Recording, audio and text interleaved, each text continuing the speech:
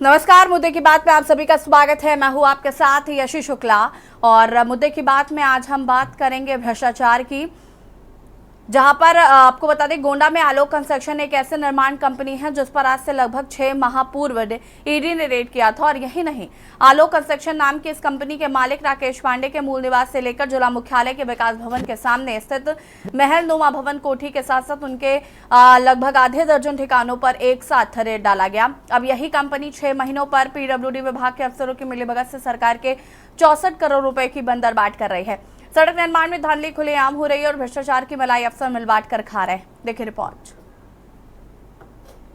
ये मेरी जमीन है, इसमें फसल लगी हुई है और ये लगी फसल हम लोग किसान हैं और ये मेरी लगी हुई फसल पूरी बर्बाद हो गई, पूरा ध्वस्त हो गया।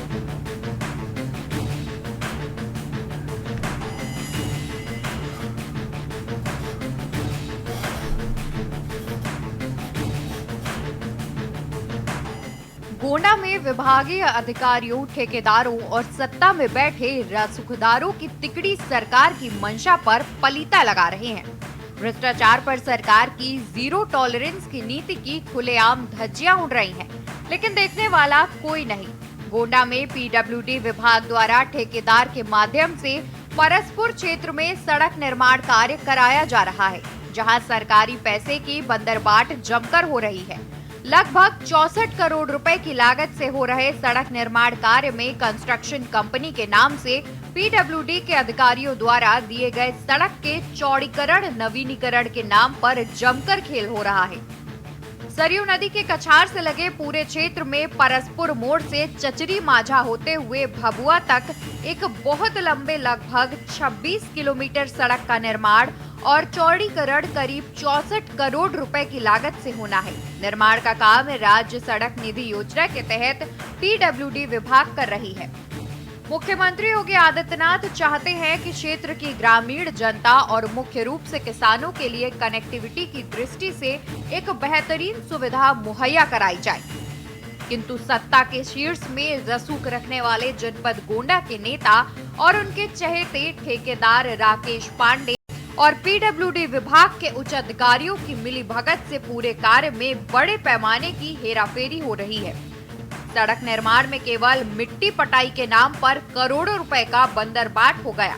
जहां मिट्टी कई किलोमीटर दूर से लाकर सड़क पर डालने का एस्टीमेट में नियम है, तो वहीं ठेकेदारों ने सड़क के दोनों तरफ किसानों की लगी फसल के खेत को जेसीबी और पोकलैंड मशीन से खोद डाला और मिट्टी निकालकर सड़क की पटाई कर डाली। खेत से मिट्टी निकाले जाने के बाद सड़क के दोनों तरफ गहरी खाई बन गई है और एस्टीमेट के नियम से मिट्टी खनन का पैसा ठेकेदारों और अधिकारियों के द्वारा डकारा जा रहा है। ठेकेदारों और अफसरों का भ्रष्टाचार किसानों के लिए मौत का सबब बन रहा है। यहाँ पे रोड चौड़ीकरण हो रहा है। हाँ, क्या समस्या है?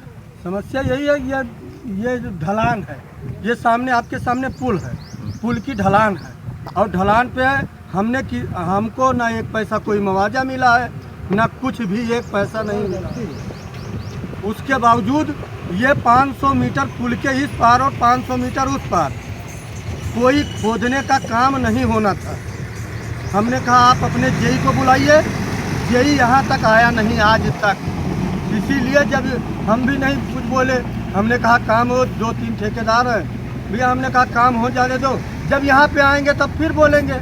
और इतना चौड़ा, इतना लंबा उन्होंने मिट्टी निकाला है कि वो गड्ढा कभी पट नहीं सकता है। सरयू नदी का कछार का एरिया, जिसे बाढ़ क्षेत्र कहते हैं, यहाँ पर हर साल नहर टूटने और नदी के बाढ़ से जल भराव की स्थिति बनती है। जिस तरह से इस सड़क के निर्माण का कार्य हो रहा है, वो भ्रष्टाचार की भेंट चढ़ रहा है। सवाल है, आखिर सड़क निर्माण में किसानों के खेतों की मिट्टी का खनन क्यों? आखिर जिलों में बैठे जिम्मेदारों को भ्रष्टाचार का दीमक कब छोड़ेगा? गोंडा से के न्यूज के लिए मोहसिन खान की रिपोर्ट।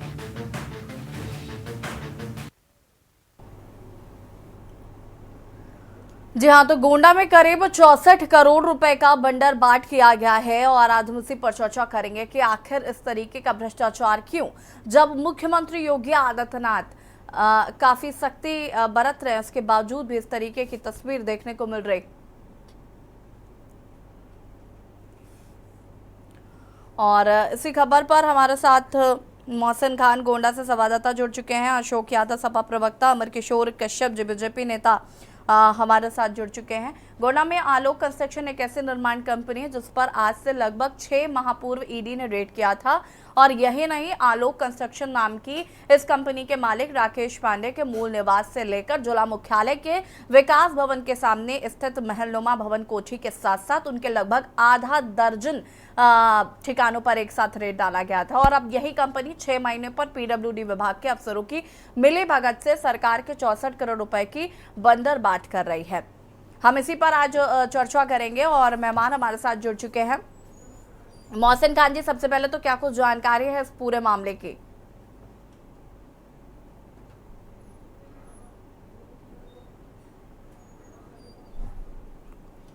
मोहसिन, आपको आवाज आ रही है? क्या कुछ जानकारी है इस पूरे मामले की?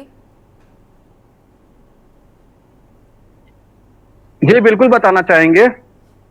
गोंडा में विभागीय अधिकारियों के ठेकेदारों द्वारा सत्ता में बैठे मुख्यमंत्री योगी आदित्यनाथ का जिस तरह से सूबे के मुखिया जिस तरह से यहाँ पे जीरो टॉलरेंस की बात कर रहा है, ऐसे में धज्जियां उड़ाए जा रहे हैं पीडब्ल्यूडी के अधिकारियों द्वारा। यहाँ पे जिस तरह से रोड को लेकर कम से कम नहीं तो 65 करोड़ रुपए का लागत से बनते हुए इनका घोटाला किया जा रहा है और वहां पे किसानों की फसल को लेकर वहां पे गड्ढा किया जा रहा है। जी ठीक है, वापस आते हैं आपके पास। अशोक यादव जी, क्या कुछ कहना है? 64 करोड़ के बंदर बाट का ये भ्रष्टाचार का मामला सामने आया है, क्या कुछ कहना चाहते हैं इस पर?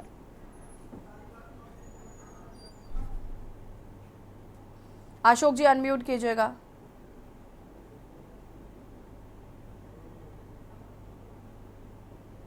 अशोक जी, आपकी आवाज नहीं आ पा रही हम तक, अनम्यूट कीजिए। चलिए, अशोक जी की आवाज हम तक नहीं पहुंच पा रही है। बीजेपी नेता अमर किशोर कश्यप जी, क्या कुछ कहना चाहते हैं? भ्रष्टाचार के मामले जिस तरीके से उजागर हो रहे हैं गोंडा में, अगर हम बात करें तो मुख्यमंत्री योगी आदित्यनाथ काफी सख्त है, जीरो टॉलरेंस की नीति अपना रहे हैं, उसके बावजूद भी अधिकारियों में इतनी हिम्मत कहां से आ रही? मैडम, मैं आप ही के द्वारा बताना चाहूंगा कि आपने अभी कहा कि ईडी ने रेड किया। चाहे भारतीय जनता पार्टी का ठेकेदार हो, चाहे समाजवादी पार्टी का ठेकेदार हो, चाहे कांग्रेस का ठेकेदार हो, कोई ठेकेदार हो, वॉल्यूम बढ़ाइए अमन किशोर जी की। वो अगर बेईमानी करता है, किसानों के साथ बेईमानी करता है, किसानों के खेत से माटी निकालता है, तो भारतीय जनता पार्टी, हमारी सरकार उनको कभी नहीं छोड़ने वाली। आप ही के द्वारा बताया गया कि ईडी ने रेड किया है, तो अगर ईडी ने रेड किया है तो इनको सजा मिलेगी, 1000% इनको सजा मिलेगी। अशोक यादव जी, आवाज मिल रही है आपको? हाँ, आपकी आवाज आ रही है। मेरी आवाज आ रही है कि नहीं? जी जी जी, कंटिन्यू करिए प्लीज। आवाज आ रही है मैडम? हाँ जी, कंटिन्यू करिए। जी जी, देखिए, इस तरह से जो आपने एक प्रकरण बताया गोंडा का, मुझे लगता है कि इस तरह का प्रकरण लगभग हर जिले में मिलेगा अगर गहराई से छानबीन की जाए। बिल्कुल, क्योंकि जब सरकार की मंशा इस तरह की है कि वसूली करवाना, और वो भी बड़ी बड़ी योजनाओं के नाम पर। आपने देखा कि बदायूं में अभी 1 महीना भी बड़ी मुश्किल से हुआ होगा, जो लाभार्थी एक शारदा देवी थी, उनको प्रधानमंत्री आवास योजना की चाबी सौंपते हुए जब बदायूं से आंवला से सांसद धर्मेंद्र कश्यप ने पूछा उनसे कि माता जी आपको कैसा लग रहा है, तो उन्होंने कहा कि 30,000 रुपये हमने इसके मतलब हमसे रिश्वत ली गई है प्रधानमंत्री आवास योजना के वो तहत। वीडियो काफी तेजी से वायरल हुआ था। जी जी, वायरल हुआ था। तो इस तरह की चीजें इस सरकार में एक तरह से हो रही हैं और ये बड़े बड़े पैमाने पे हो रही है। जब प्रधानमंत्री आवास योजना के नाम पे वसूली होगी, जब सरकार की अन्य योजनाओं के नाम पर इसी तरह से वसूली होगी, तो फिर जो लोअर लेवल के अधिकारी हैं उनका भी मनोबल बढ़ता है कि जब बड़े लेवल पर उगाही हो रही तो हम भी करें अपने स्तर से। तो ये सब चीजें हैं, इस पे सरकार को संज्ञान लेकर के इस पे एक्शन लेना चाहिए, चाहे गोंडा का मामला हो या जहां का भी मामला हो। मैंने वहां पता करवाया, मेरे कुछ लोग हैं वहां बदायूं में, जो मैटर था वहां अधिकारियों का सस्पेंशन तक नहीं हुआ, सुनने में आया। जब ऑन कैमरा महिला बोल रही है लाभार्थी किस तरह की घटना है, उस अधिकारियों के ऊपर अगर FIR नहीं होगा, मुकदमे नहीं होंगे, तो लोगों का मनोबल बढ़ेगा इससे। तो कहीं ना कहीं ये सब सरकार की योजनाएं हैं, उन योजनाओं में जिस तरह से वसूली चल रही है, बहुत ही मतलब एक तरह से शोषण हो रहा है लोगों का, और इस शोषण के खिलाफ सरकार कड़ा से कड़ा खाली जीरो टॉलरेंस की बात करती है, लेकिन जीरो टॉलरेंस इनका कहाँ पे है, ये परिलक्षित नहीं हो रहा है ये सब चीजें देखने के बाद। जीरो टॉलरेंस होता अगर इस तरह की बातें अगर संज्ञान में आ रही हैं और उस पर कड़े से कड़े एक्शन लेते तो किसी का मनोबल नहीं बढ़ता कि दोबारा से ऐसा काम करे। अभी हमारे यहाँ एक जिला है आजमगढ़, आपने देखा होगा, एक मनोज मिश्रा वहां पे डीवाईएस हैं और मनोज श्रीवास्तव बाबू हैं। उन्होंने एक बलिया का किसी स्कूल का मान्यता दिलाने के लिए उनसे 1.5 लाख रुपए मांग रहा था रिश्वत, रंगे हाथ पकड़ाया गया। अभी मुश्किल से 10 दिन की घटना है। तो ये सारी चीजें हर जिले में हो रही वसूली, लेकिन इन जो अधिकारी हैं इनकी क्या सेटिंग है, क्या मिली भगत ऊपर है सरकार में बैठे लोगों के साथ कि इनका बाल बांका नहीं हो पा रहा है। ये सारी दिक्कतें हैं इस सरकार के साथ, इस पे सरकार को जवाब देना चाहिए और सरकार की जो नुमाइंदे बैठे हैं इस पे इनको जवाब देना चाहिए।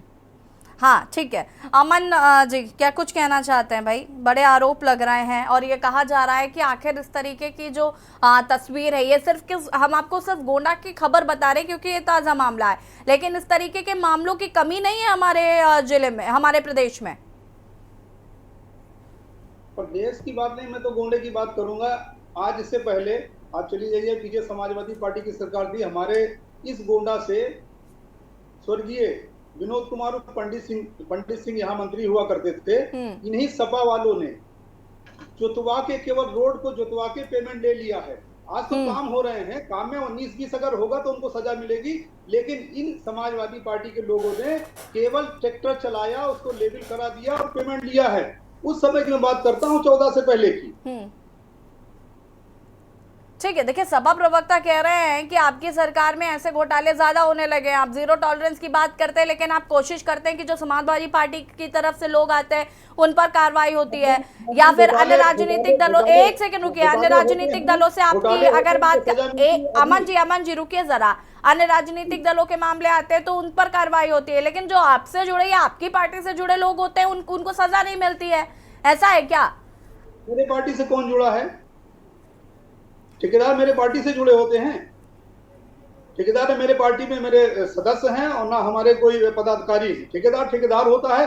समाजवादी पार्टी की आती है, समाजवादी पार्टी के साथ रहते हैं। सपा आती है, बसपा आती है, बसपा के साथ रहते हैं। भाजपा आती है, भाजपा के साथ रहते हैं। उनको तो अपना धंधा चलाना रहता है, वो किसी पार्टी के नहीं होते। उनका काम होता है कि पैसा देना और काम लेना। काम लेते हैं तो काम करते हैं, 19-20 अगर करते हैं तो हमारी सरकार किसी को नहीं बख्शती। अभी 2 दिन पहले अस्पताल में एक लोग रंगे हाथ पकड़े गए हैं और जेल चले गए, उनकी नौकरी जाने की नौबत आ गई है, वो बचेंगे नहीं। भाजपा की सरकार में किसी को बख्शा नहीं जाएगा। जो घूस लेते हुए पकड़ा जाएगा, जो बेईमानी करते हुए पकड़ा जाएगा, उनको बख्शा नहीं जाएगा। चलिए ठीक है। मोहसिन जी, क्या ऐसे मामले और गोंडा में देखने को मिल रहे हैं और इन पर लगाम लगाने के लिए जो अफसर हैं वो क्या कर रहे हैं? जी बिल्कुल बताना चाहेंगे, जिस तरह से सत्ता में बैठे हुआ ठेकेदारों से मिली भगत से जिस तरह से रोड के निर्माण को लेकर पूरी तरह से यहाँ पे चौक प्रबंध नहीं कराने के चक्कर में पूरी रोड को खराब कर दिया जा रहा है और मिट्टी से वहां पे पूरे खुदाई करके किसानों की फसल बर्बाद कर दिया जाता है। ऐसे में कई ऐसे रोड हैं जो अभी हाल ही में चली रहे हैं, लेकिन अभी निर्माण ठीक से नहीं हो पा रहा है। जी ठीक है। अशोक जी, अभी यहाँ पर आपने अमन जी को सुना है, काफी बातें उन्होंने कही, क्या कुछ कहना चाहते हैं उस पर? ये सब बातें लिपापोती करने का एक तरीका है कि सपा सरकार ने फलाने ने लूट किया। आपके पास अगर है इस बात का सबूत है कि उन्होंने अगर कुछ गड़बड़ किया, कोई समाजवादी पार्टी का नेता, तो सरकार तो 7 साल से आपकी है, आप क्यों नहीं जांच करवाते हैं, क्यों नहीं कार्रवाई करते हैं? कौन रोक रहा है आपको? आप तो बिना मतलब के भी लोगों के यहाँ सीबीआई की नोटिस भेज देते हैं, बिना मतलब के लोगों के यहाँ छापे पड़वा देते हैं। तो जहाँ पे आपको लग रहा है कि ऐसा सबूत है तो सबूत के आधार पर कार्रवाई करिए। रही बात, आपको याद होगा जब हमारी सरकार गई थी 2017 में, तो इनके मंत्री फावड़ा कुदार लेकर के लखनऊ आगरा एक्सप्रेसवे को खोद रहे थे जगह जगह कि इसमें बड़ा घोटाला हुआ है। बाद में जितनी भी केंद्रीय एजेंसियां थी सबने क्लीन चिट दिया कि नहीं, इसमें कहीं कोई घोटाला नहीं, गुणवत्ता के जो मानक है, मानक से भी अच्छा काम हुआ लखनऊ आगरा एक्सप्रेसवे पे। इन्होंने कहा गोमती रिवर फ्रंट में घोटाला हुआ है, वहां पर भी सब कुछ साफ निकला कि कोई ऐसी बात नहीं है। देखिए इनके पास क्या है कि सिर्फ लीपापोती करने का तरीका इनके पास बहुत अच्छा आता है। आपको अगर कार्रवाई करने है कि हमारे सरकार में किसने क्या किया क्या नहीं किया, आप एक्शन लीजिए भैया। 7 साल हो गए आपको रहते हुए, अभी तक अब क्यों कान में तेल डाल के पड़े हैं? एक्शन लीजिए किसी के खिलाफ अगर भ्रष्टाचार के सबूत हैं तो। लेकिन अभी ये कह रहे हैं कि हम किसी को छोड़ते नहीं है। बदायूं वाली घटना पे आज तक क्या FIR हुआ उन सबों के खिलाफ? जो महिला शारदा देवी, जो वृद्ध महिला थी, जिन्होंने कहा कि हमसे 30,000 रुपये रिश्वत लिया गया, जो ऐसे मामले कई, मतलब 10-12 मामले तो मैं जानता हूं, मैंने एक अभी आजमगढ़ का भी मामला बताया। तो ये सारे मामलों में लिपापोती क्यों हो जाती है? उनको जेल अगर भेजा जाता, कड़ी कार्रवाई होती, तो और जो लोग हैं जो इस तरह के काम में लिप्त हैं, उनको एक मैसेज मिलता, दोबारा वो इस तरह की हरकत करने के पहले 4 बार सोचते। लेकिन वो क्या अभी हो रहा कह रहे है? थे ना अमन जी कि हमने ईडी ने छापेमारी की है, कार्रवाई की है, आगे कार्रवाई की जा रही है, फिर भी आप कह रहे हैं कि नहीं कर रहे हैं कार्रवाई। अब कैसे करें कार्रवाई? वो तो कह रहे हैं कि हम कर रहे हैं। ईडी की कार्रवाई हो रही तो उसके बाद फिर मामला कैसे हो गया? जो आपके चैनल पे जो दिखाया जा रहा है कि इस तरह की घटनाएं हो रही हैं, तो अगर ईडी की कार्रवाई का डर रहता तो ऐसी घटनाएं नहीं होती। इसका मतलब कि ईडी कार्रवाई से बेखौफ हो ठेकेदार, इसीलिए ना ऐसा काम हो रहा है। तो सरकार को इस पे जवाब देना चाहिए। ठीक है, अमन जी क्या कहना चाहते हैं? सरकार तो जवाब दे रही है ना, ईडी का छापा मार के सरकार जवाब दे रही है। मैंने कहा उसकी सर, जांच चल रही है, जांच में दोषी ईडी पाए पर जाएंगे, उनको सरकार सजा का कोई मिलेगा। वो नहीं होता जोर। आपको ये बात पता है कि नहीं पता है? ऐसे जब कुछ ऐसे मामले होते हैं तो आप कहते हैं कि ईडी स्वतंत्र है, ईडी खुद से काम कर रही है। अब आप ईडी की कार्रवाई को सरकार की कार्रवाई से जोड़कर देख रहे हैं, ऐसे कैसे सर? दो नावों पे कैसे सवार हो सकते हैं आप? सरकार अपना काम कर रही है, सरकार के पास जो रिपोर्ट अमन जी आएगी, देखिए, आप सरकार बहुत को देर से ना एक ही बात का जवाब दे रहे हैं कि सरकार अपना काम कर रही है, सरकार अपना काम कर रही है। सरकार कौन सा काम कर रही है जिसकी वजह से ये सारे काम हो रहे हैं? आप मुझे ये भी तो बताइए। सरकार तो काम कर रही है, मैं मानती हूँ मुख्यमंत्री योगी आदित्यनाथ जी की मंशा बहुत साफ है, लेकिन आपके ये जो माफ कीजिएगा, अफसर जो है ये जो भ्रष्टाचार कर रहे हैं, पैसा ले लेकर ये मिट्टी खुदवा रहे हैं, ये अपना काम करवा रहे हैं, इस तरीके से कैसे चलेगा? अगर अधिकारी पैसा लेकर के मिट्टी खुदवा रहे हैं तो मैंने बताया ना कि उसकी जांच चल रही है। अमन जी बात ये नहीं है कि अब जांच चल रही है, काम हो रहा है, बात तो ये है ना कि ऐसे मामलों पर लगाम क्यों नहीं लग पाई? लगाम लगेगा, बिल्कुल लगेगा लगाम। भारतीय जनता पार्टी की सरकार है, लगाम लगेगा। हमने प्रदेश में पूरे देखा है कि गुंडा राज खत्म हुआ, बेईमानों का राज खत्म हुआ। हमने जितने भी पैसे जाने हैं, जिसके खाते में जाने, सबको हमने सीधे डीबीटी के माध्यम से उनके खाते में डालने का प्रयास किया कि बेईमानी बंद हो जाए। तो ये बेईमानी बंद करने के लिए माननीय मोदी जी, माननीय योगी जी बैठे हैं, और सबको प्रयास यही है कि सबको जो भी गलत करेगा उसको बख्शा नहीं जाए, किसी भी कीमत पे नहीं छोड़ेंगे। अमन देखिए, एक सीधे सीधे बात समझिए, हमें समस्या शासन से नहीं है, हमें समस्या प्रशासन से है। शासन की मंशा साफ है, 2 बैठे व्यक्ति या 3, डिप्टी सीएम दोनों मिला लें और सीएम को मिला लें, उनकी मंशा बहुत साफ है, वो बहुत काम कर रहे हैं। लेकिन ये जो अफसर नियुक्त किए जाते हैं जगह जगह पर, ये इसीलिए किए जाते हैं ना क्योंकि मुख्यमंत्री हर जगह नहीं पहुंच सकते। अगर यही अपना काम नहीं करेंगे, यही नहीं सुनवाई करेंगे, आपने भी कहा गुंडा राज खत्म कर दिया हमने, कितने मामले आए दिन हमें देखने को मिलते हैं सिर्फ प्रशासन की लापरवाही की वजह से। प्रशासन क्योंकि अपना काम नहीं कर रहा, उसको कोई फर्क नहीं पड़ता। और आपने जैसे भी कहा ना कि ठेकेदार किसी की भी सरकार हो, उनके ठेकेदार होते हैं, हमारी है तो हमारे हैं, सपा की होगी तो सपा के होंगे, तो प्रशासन का भी तो वही हाल है। नहीं कहा कि हमारे हैं तो हमारे हैं, वो उनके साथ चले जाते हैं, हमारे में नहीं है, हमारे में इस मतलब भाजपा के नहीं है। उनका काम है धंधा करना, वो जाके धंधा अपना करते हैं। अशोक यादव जी, गुंडा राज खत्म हो गया है कागजों पर। देखिए ऐसा है, अभी ये बोल रहे थे गुंडा राज खत्म हो गया। आपको याद होगा सुल्तानपुर वाली घटना घटे हुए साल भर हुआ होगा, मुश्किल से जो भारतीय जनता युवा मोर्चा के जो जिलाध्यक्ष थे जगत नारायण सिंह, उनका लड़का वहां पे डॉक्टर घनश्याम तिवारी एक थे, और क्या उसमें लेन देन था, पैसे का वसूली का जो मैटर था, उनको कितना बेदर्दी से मारा और मार के उनके पैरों में ड्रिल किया और उनको अधमरा करके टेम्पो बिठा के उनके घर भिजवा दिया और बेचारे मर गए। और हुआ क्या अल्टीमेटली कि उसका एक छोटी सी ऑफिस थी, वो गिरा करके ये दिखाया गया कि बुलडोजर चल गया। समझ रही, छोटा सा ऑफिस था, बिल्कुल छोटा सा 10 बाई 10 का ऑफिस लमसम था। तो ये सारी चीजें अगर आपका मंशा है कि कोई जात विशेष का माफिया है, उसको संरक्षण देना है, तो कैसे इससे गुंडाराज खत्म नहीं हो सकता? हाँ, गुंडाओं का भाजपाईकरण हो सकता है, वो अलग बात है, लेकिन गुंडाराज खत्म करने के लिए आपको अनबायस्ड वे में कार्रवाई करनी पड़ेगी। इस तरह से नहीं कि वो फला जात का माफिया तो उसको बचा लो, वो फला जात का माफिया तो उसका घर गिरा दो, ऐसे कैसे होता है? सरकार के लिए सारे माफिया एक समान होते हैं, सरकार के लिए कोई माफियाओं में कैटेगराइजेशन नहीं हो सकता, क्लासिफिकेशन ऑफ माफिया कैसे होता है इस सरकार में, लोगों ने देखा है इस सब चीजें। तो ये सब चीजें कहने भर की हैं, माफिया खत्म हो गए, गुंडे खत्म हो गए, फलाने खत्म हो गए। आज अगर आंकड़े उठा के देखा जाए तो इसी सरकार में एनसीआरबी का आंकड़ा आपको याद होगा, गैंगरेप में उत्तर प्रदेश नंबर 1 है और दलितों के शोषण में उत्तर प्रदेश नंबर 1 है। तो ये सारी चीजें अभी भी हैं। अब कहने के लिए भाई टीवी बैठ के कुछ भी आदमी बोल जाए वो अलग बात है, लेकिन अगर तथ्यात्मक बात किया जाए तो तथ्य कुछ और कहते हैं, इनके बयान कुछ और कहते हैं। ठीक है, आप दोनों का बहुत बहुत शुक्रिया जुड़ने के लिए। और इलेक्शन कमीशन की प्रेस कॉन्फ्रेंस हो रही है और आपको सुनाते हैं कि इलेक्शन कमीशन के अधिकारी क्या कुछ कह रहे हैं।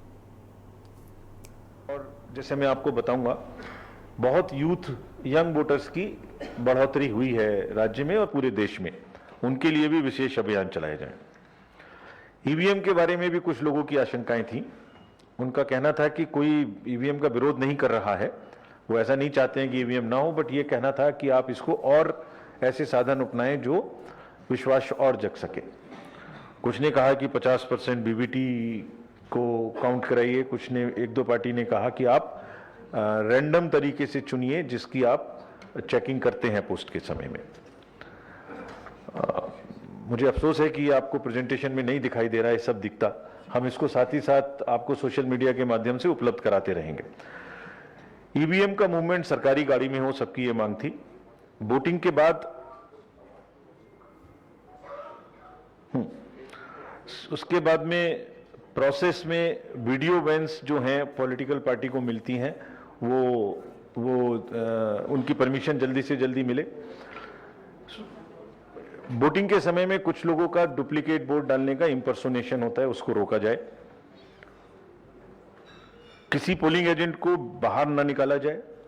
वोटिंग के बाद में जो कितने वोट उस बूथ पर पड़े, इसकी सूचना फॉर्म 17C में पॉलिटिकल पार्टीज को दी जाए, ताकि जब काउंटिंग का समय आए तो वो देख सकें कि जितने वोट पड़े थे उतने ही काउंटिंग के समय निकल रहे हैं। काउंटिंग के हर राउंड में उनके पोलिंग एजेंट्स का दस्तखत कराया जाए, ताकि एक आधार बना रहे, विश्वास बना रहे। पोस्टल बैलेट की गिनती पहले की जाए। ये सब मांग थी। अब मैं आपको इनके सबके उत्तर दूंगा समय समय के जैसे जैसे आएगा। और एक विषय में ऊपर बोल गया था, Bahujan Samaj party national party के रूप में हमसे मिली थी। फ्रेंड्स, लोग कुछ आप देख सकते हैं ऊपर, लोकसभा का कार्यकाल 16 जून 2024 को समाप्त हो रहा है। 80 सीटें आपके यहाँ हैं, जिसमें से 63 सामान्य, 17 सीटें अनुसूचित जनजाति की हैं। इस बार जो इलेक्टोरल रोल प्रकाशित हुआ है उसमें टोटल संख्या वोटर्स की 15.29 लाख 22 करोड़ है, जिसमें से महिलाओं की संख्या 7.15 है। थर्ड जेंडर भी हमने बहुत प्रयास किया है कि जो समाज में जितने भी वर्ग हैं, वो जितने भी लोग हैं सब जुड़ सकें। तो इसमें पर्सन्स विद डिसेबिलिटी की संख्या भी बहुत बढ़ी है, और जो थर्ड जेंडर हैं उनकी भी संख्या बढ़ी है। हमारे यहाँ जो 100 वर्ष से अधिक के मतदाता हैं उनकी भी संख्या 31,000 है। ये भी हमारे लिए बड़ा एक उसका विषय है संतुष्टि का, कि 100 वर्ष से भी अधिक के मतदाता राज्य में 31,000 से ऊपर है। एक जनजातीय समूह भी है जो पर्सन विद डिसेबिलिटी है, person with particularly vulnerable tribal group है बुस्का, उसका भी 100% एनरोलमेंट किया गया है। ड्यूरिंग एसएसआर बहुत ही प्रयास हुआ कि इसको प्योर किया जाए। एडिशंस, डिलीशंस, हर समय पर इसकी सूची पूरे एसएसआर के अक्टूबर से लेकर जनवरी के बीच में पॉलिटिकल पार्टीज के साथ में साझा की गई, उनके सुझाव मांगे गए और साप्ताहिक रूप से उसका प्रदर्शन हर एक एआरओ और उसके स्तर पर किया गया। विमेन का जेंडर रेशियो 878 है पूरे राज्य में, और 18 से 19 वर्ष की फर्स्ट टाइम वुमेन्स का वोटर भी नंबर भी 7,26,000 है, जो एक अच्छी फिगर है। यूथ पर इस बार स्पेशल फोकस रहेगा।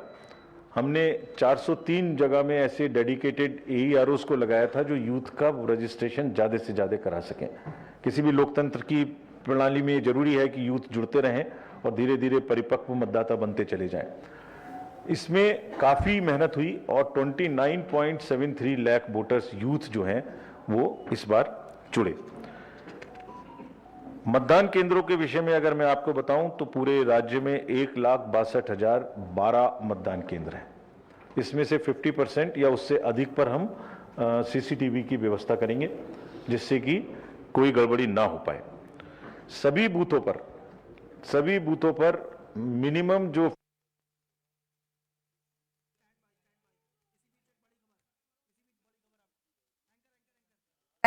इसी बीच बड़ी खबर आपको बता रहे हैं, फरीदाबाद से बड़ी खबर। बेरहम माँ बाप का घिनौना चेहरा आया सामने। फरीदाबाद से खबर, बेरहम माँ बाप का घिनौना चेहरा आया सामने। दीवार की ग्रिल में फंसा मिला मृत का शव। अंजरौंदा और ऑफिसर कॉलोनी के बीच मिला है शव।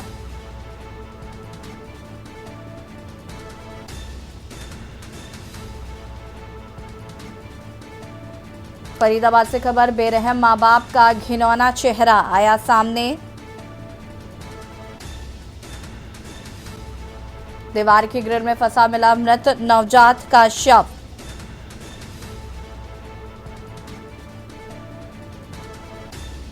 शव को फेंकने की कोशिश में ग्रिल में अटका शव।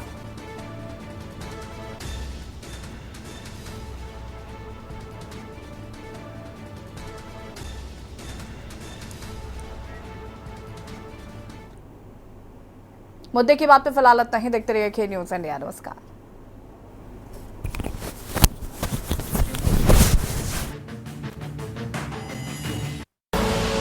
आप देख रहे हैं के न्यूज़, खबरों का सारथी।